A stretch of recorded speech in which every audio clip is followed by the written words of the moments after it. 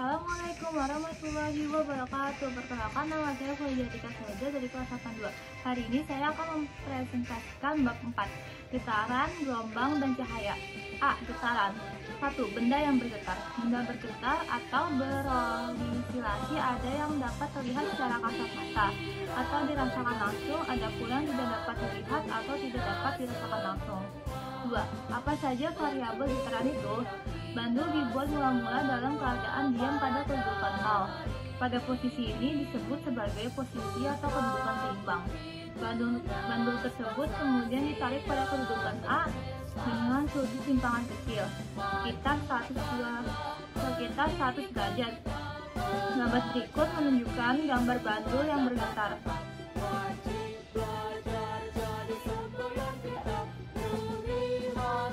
B. Gelombang. 1.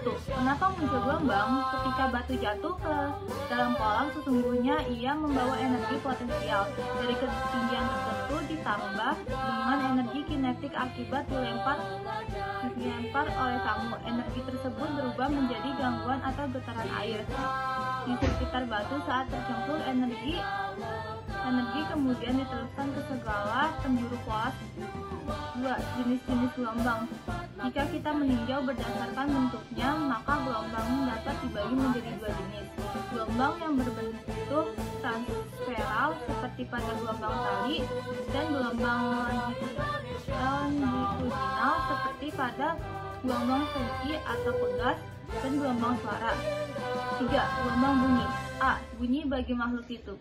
Kita baru dapat mendengarkan bunyi ketika benda menghasilkan 20 getaran per second atau 20 Hz atau lebih. Bunyi infrasonik hanya mampu didengar oleh hewan-hewan tertentu seperti jangkrik dan anjing. Kemudian bunyi yang memiliki frekuensi dalam rentang 20 sampai 20.000 Hz termasuk bunyi audiosonik. Pada frekuensi audiosonik inilah manusia dapat mendengar bunyi. Selanjutnya, bunyi dengan frekuensi di atas 20.000 Hz disebut dengan bunyi ultrasonik. Kelelawar, lumba-lumba, dan anjing adalah contoh hewan yang dapat mendengar bunyi ultrasonik. C. Cahaya dan alat optik. 1. Sifat-sifat cahaya. Berdasarkan sumber cahaya, semua benda dapat dibagi menjadi 2. Benda yang mampu memancarkan cahayanya sendiri, kedua yang tidak dapat memancarkan cahayanya sendiri, atau akibat proses pemantulan cahaya. Pemantulan baut dapat terjadi jika cahaya yang dipantulkan oleh bintang yang tidak rata atau tidak halus seperti kertas, aspal, dan tembok. Sedangkan pemantulan teratur terjadi jika cahaya dipantulkan oleh bidang yang rata dan licin seperti cermin datar. Pada pemantulan baut dan pemantulan teratur, sudut pantulan cahaya besarnya selalu sama dengan sudut dari mana datangnya cahaya.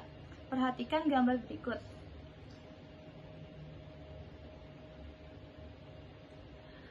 Cahaya menjalar lurus ke segala arah menembus ruang waktu karena salah satu sifat cahaya lainnya adalah cahaya termasuk gelombang elektromagnetik. Artinya perambatan cahaya tidak memerlukan medium seperti halnya gelombang tali atau gelombang suara. Berikut adalah gambar pembagian gelombang elektromagnetik berdasarkan panjang gelombangnya dalam satuan nanometer.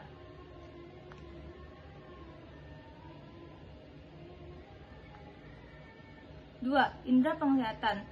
Warna-warna cahaya yang dapat dilihat oleh mata sangat tergantung pada panjang gelombang dari gelombang bahaya yang masuk ke mata.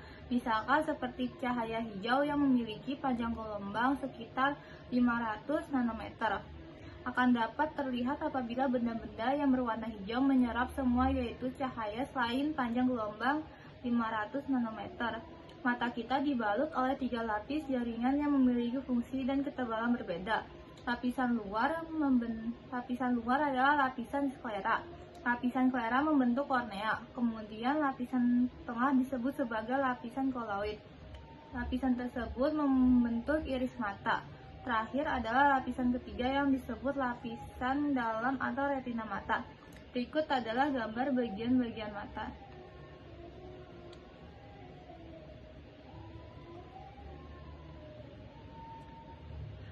sklera yang membentuk putih mata dan bersambung dengan bagian depan yang bening disebut kornea. Cahaya dari sumber masuk ke mata akan melalui kornea, melindungi bagian yang sensitif yang berada di belakangnya dan membantu memfokuskan bayangan pada retina. Setelah melewati kornea, selanjutnya cahaya masuk akan dibawa menuju pupil. Pupil adalah bagian bermata hitam yang merupakan jalan masuk cahaya ke dalam mata. Pupil dikelilingi oleh iris. Setelah melewati pupil, cahaya bergerak merambat menuju lensa. Lensa mata bersifat fleksibel. Otot seliar yang ada dalam mata akan membantu mengubah kecembungan lensa mata. Cahaya akan melewati lensa, kemudian akan membentuk bayangan yang jauh tepat di retina. 3. Alat optik. Teleskop adalah alat optik yang dapat membuat benda-benda yang berada pada tempat yang sangat jauh menjadi lebih terlihat. Perhatikan gambar berikut.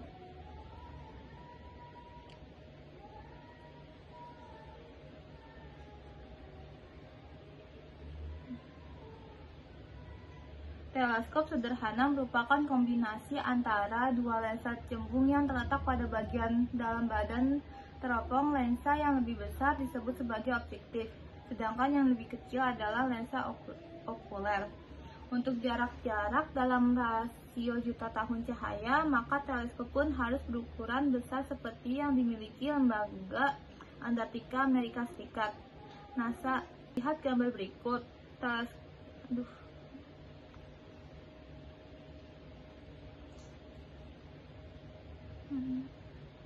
Teleskop tersebut memiliki kemampuan untuk melihat galaksi Andromeda dengan lebih jelas. Kita memerlukan teknologi optik yang lainnya, itu kamera. Pada prinsipnya, kamera bekerja sebagai halnya mata kita. Kamera membutuhkan bantuan cahaya yang masuk ke dalam sistem lensa gambar yang ditangkap, kemudian direkam dalam medium yang sensitif terhadap cahaya. Perhatikan gambar berikut.